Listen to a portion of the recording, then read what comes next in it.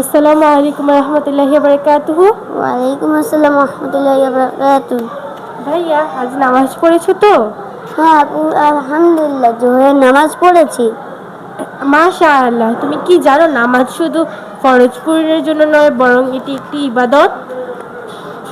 হ্যাঁ আপু, আমি বুঝতে পারি নামাজ পড়লে মনটা শান্ত হয়ে যায়।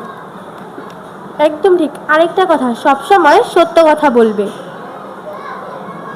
ইনশাল্লাহ আমি মিথ্যা থেকে দূরে থাকবো।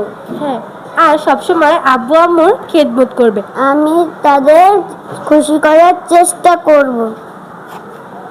ঠিক। আর সবসময় পড়াশোনা মন দিবে, কারণ হালাল জ্ঞান অর্জন একটি ইবাদত। হ্যাঁ আপু, দিন আর দুনিয়া উভয় জ্ঞান অর্জন করার চেষ্টা করব।